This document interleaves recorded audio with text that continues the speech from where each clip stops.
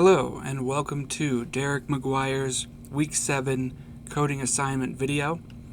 This week we created a schema in MySQL Workbench, created a user with privileges for the project in MySQL Workbench, created a Maven project in Eclipse and added 3 classes, also created a project object model in XML. And so let's take a look. Here I am in MySQL Workbench.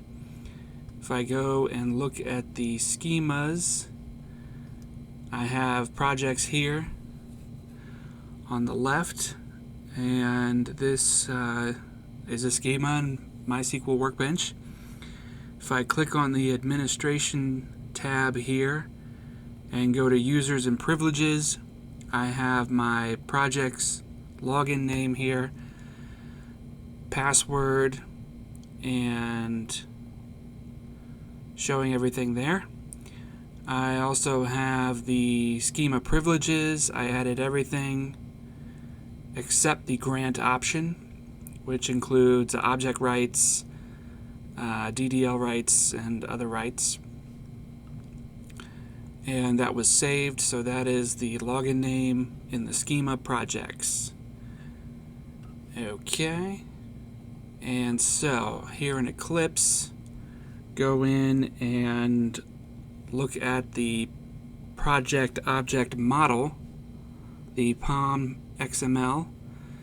And so there's a lot here. We've got the GAV, group ID, artifact ID version that came in with the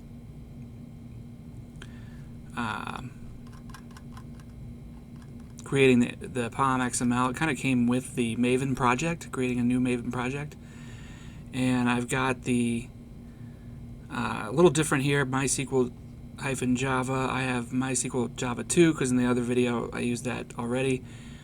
We've got the properties, we've got the dependencies, which I got offline, or online, I guess. And then the plugin down here. So the build, everything in XML is tags. This is like HTML as well. Opening and closing tags. Had the Java version here, which I put in 21. I have 21 in the properties tag up here. And so that is the entire XML project object model, the POM. And then I've got other packages here. So in this Maven project, MySQL-Java 2, I've got the projects package, and out of the projects package I did the subpackage of projects.dao, data access object, projects.entity, projects.exception, projects.service, and then I have the 3 classes. I have the main class, the entry point in the program, projects app, where I just have this method that I call and invoke. As you can see, connection is successful down here. I'm going to run that again just a couple times to double check.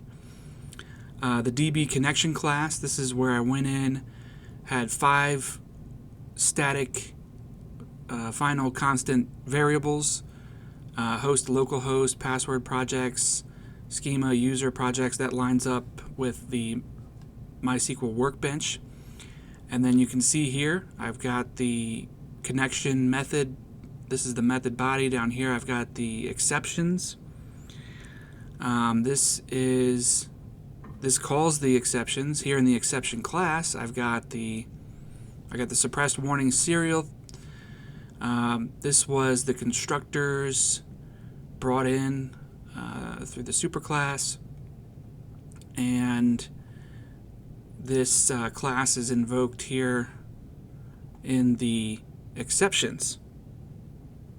And so let's go to the projects app. This is, like I said, this is where the method is called. Get connection, just run it. Connection to schema projects is successful. That's what we put here for the success. And everything's good to go. So that was my project this week. Thank you so much for watching my video, and have a great rest of your week.